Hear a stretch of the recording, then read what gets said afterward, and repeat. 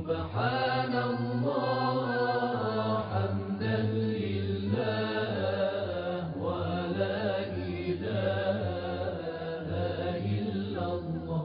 قال امیر المؤمنین علی علیه السلام: زکات العلم نشره. سبحان الله حمدا لله ولا إله إلا الله.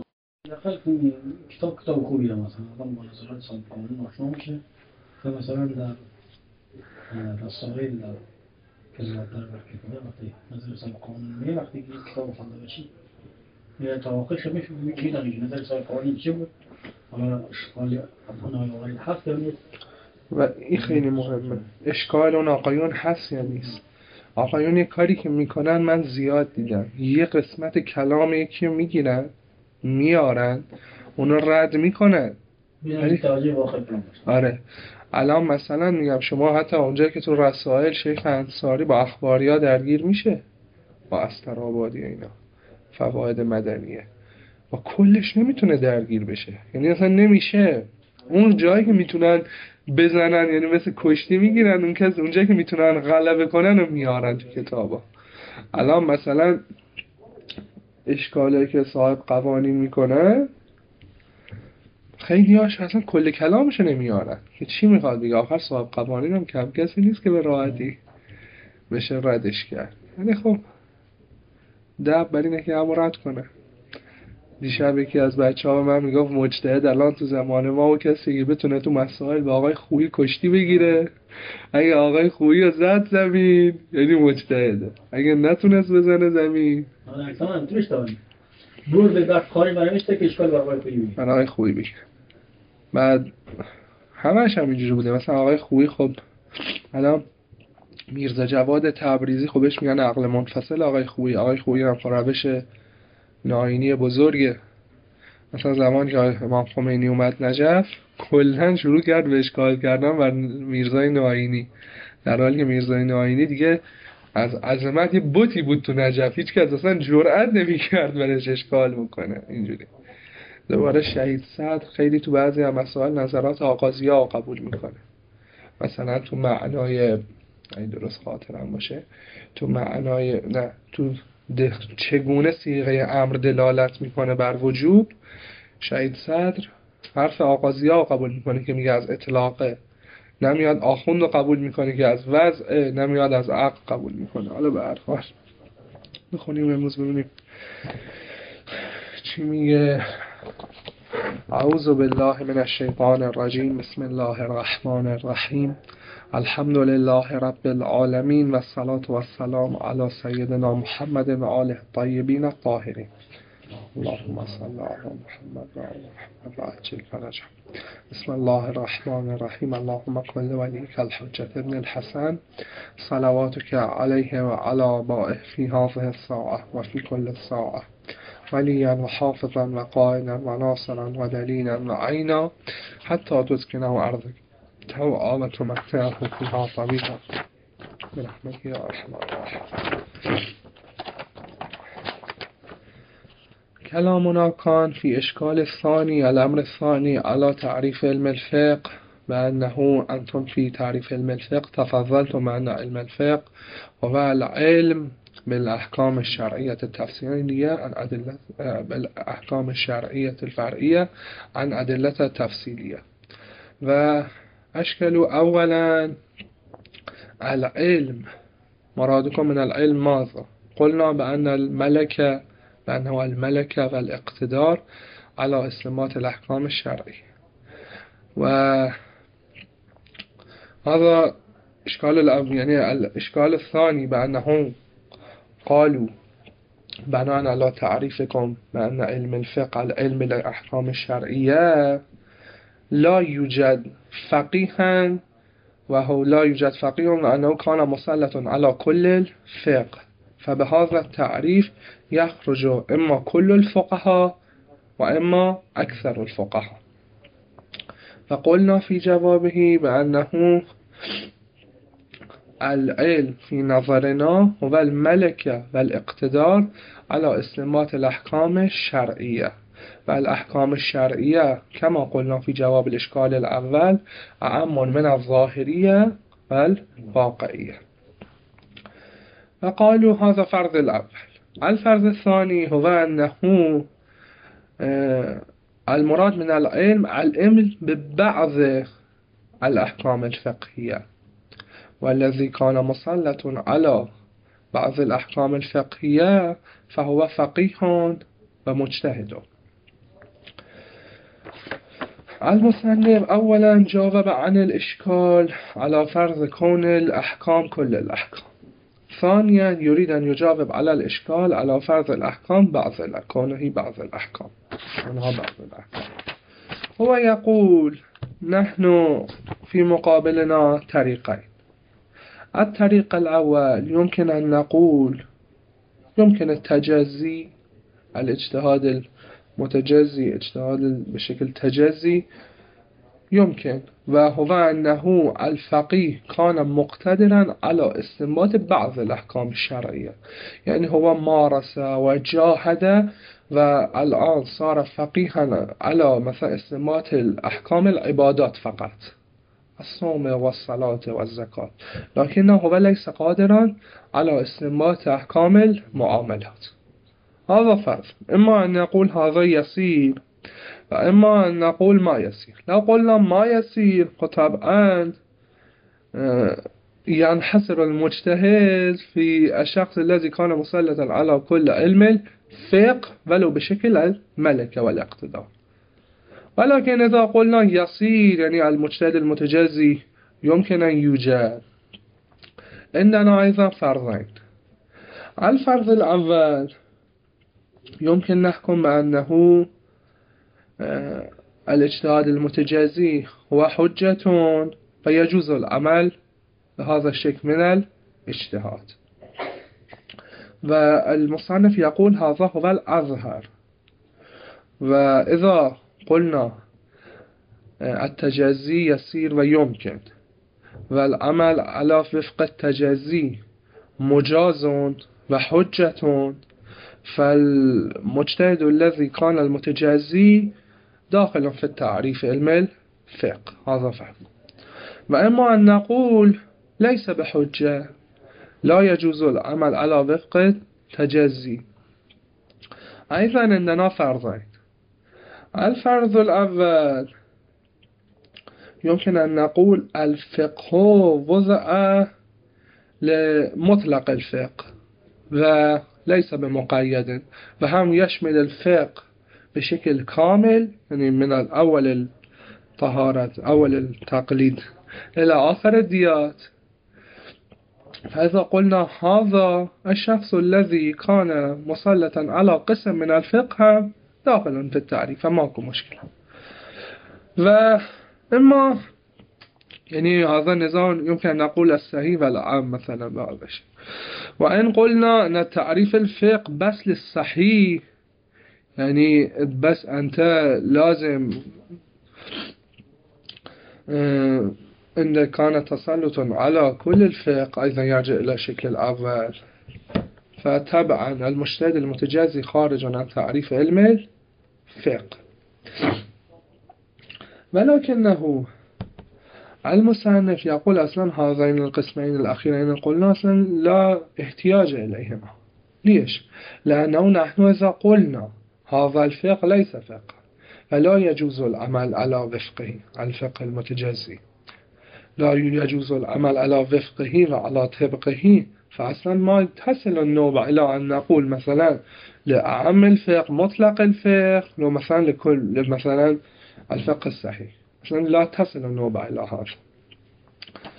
فبناء على هذا عندنا خيارين، إما أن نقول التجزي يسير وإما نقول ما يسير. إذا قلنا يسير فالمجتهد المتجزي مع فرض حجية التجزي هو الفقيه.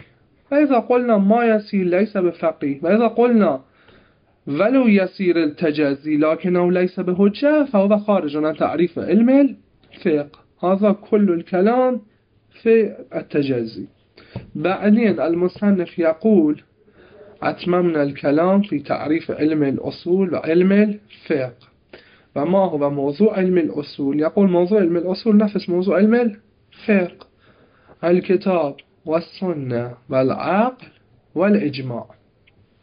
والاستصحاب إذا استفدناه من الأخبار فهو من السنة، وإذ أخذناه من غير الأخبار فهو من العقل. لكنه في زماننا هذا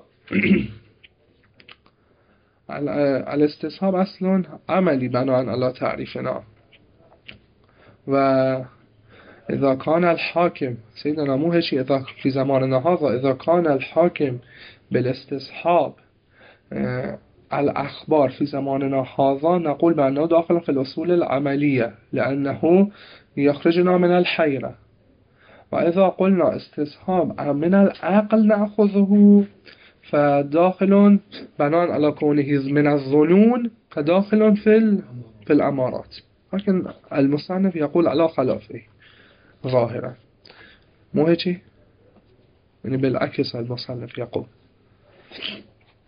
وبعدين يقول بأن القياس ليس من مذهبنا، القياس كما الحنفين عندهم، وهو القياس مستنبت العلة لا منسوس العلة. المنسوس العلة كما تعلمون مثل إسكار، كل شيء كان فيه الإسكار، كل ما فيه الإسكار هو حرام، لكنهم هم عندهم شوي من الاستحسانات وهم بنفسهم يستنبتون العلل، فهذا شيء من القياس باطل. هذا كل الكلام. سيدنا أكو إشكال، أكو سؤال حتى هسه نقرأ العبارة ماذا قال.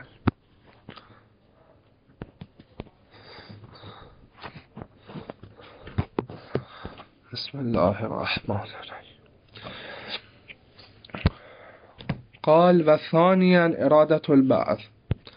أولا كان إرادة الكل، يعني قال والجواب في الصفحة 43 قال والجواب أننا نختار أولا إرادة الكل، يعني الجواب على الكل، وثانيا إرادة البعض. ونقول إننا فرضين: إما أن يمكن تحقق التجزي بأن يحصل للفقيه للعالم الاقتدار والقوة والملك على استنباط بعض المسائل عن المأخذ عن الكتاب عن السنة كما هو حقه دون بأس، أو الفرض الثاني لا يمكن التجزي، لا يمكن تحقق التجزي.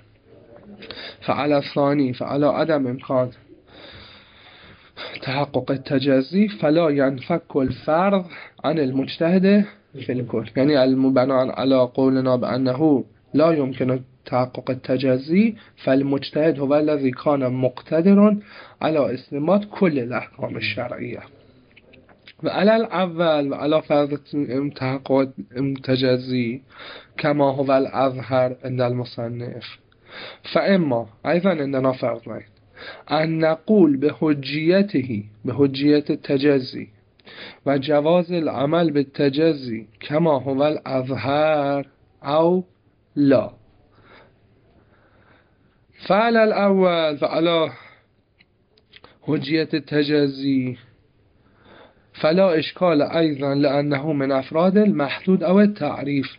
يعني إذا قلنا التجزي ممكن والعمل على وفق التجزي جائزون، فالفقيه المتجزي فقيه ومجتهد وداخل في تعريف علم الفقه، وإطلاق الفقيه عليه ليس بمجازيا بل حقيقيا. وعلى الثاني، يعني إذا قلنا بعدم حجيته وبعدم جواز العمل به، فإن قلنا أيضا أننا فرض إن التعريف لمطلق الفقه إذا أنت بس تعرف الفقه حتى قليلا منه فيصح أيضا.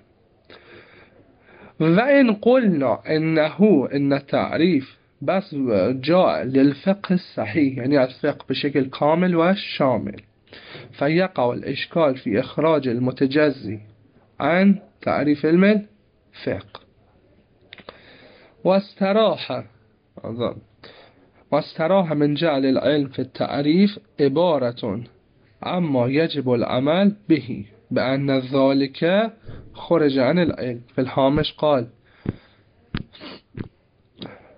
أي الفقه الذي لا يجوز العمل به، على فرض الثاني قلنا بعدم مثلا جواز لا يجوز العمل به وهو غير الصحيح، خرج من اعتبار وجوب العمل به بعد العلم فليس بباق حتى يحتاج إلى الإخراج. إذا قلنا هذا الشكل من علم الفقه لا يجوز العمل به وعلى فرض عدم جواز العمل به، فأصلا لا يبقى كلام أن نقول مثلا هل هو وجد مثلا هل يمكن الأخذ به أو لا يمكن. أصلا نحن قلنا بعدم الجواز، فإنه ليس بذلك، أي الفقه غير الصحيح ليس مما يجب العمل به لفرض عدم حجيته.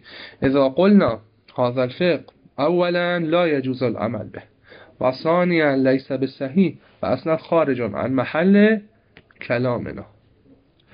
ويمكن دفعه على ما أخبرناه أيضا بأنه لم يثبت كون ما أدركه حكما شرعيا حقيقيا ولا ظاهريا، لأن الدليل لم يقم على ذلك فيه.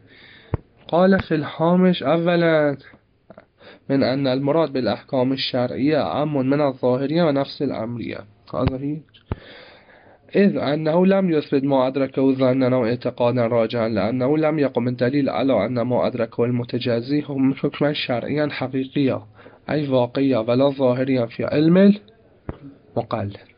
وأما موضوع علم الأصول ماذا؟ فهو أدلة الفقه أيضا، وهي أولا الكتاب قرآن الكريم والسنة أيضا له تعريفين، إما أن نقول بس الفعل والقول والتقرير، وإما أن نقول مضافا على الفقه والقول والتقرير الأخبار الحاكية عن السنة أيضا السنة.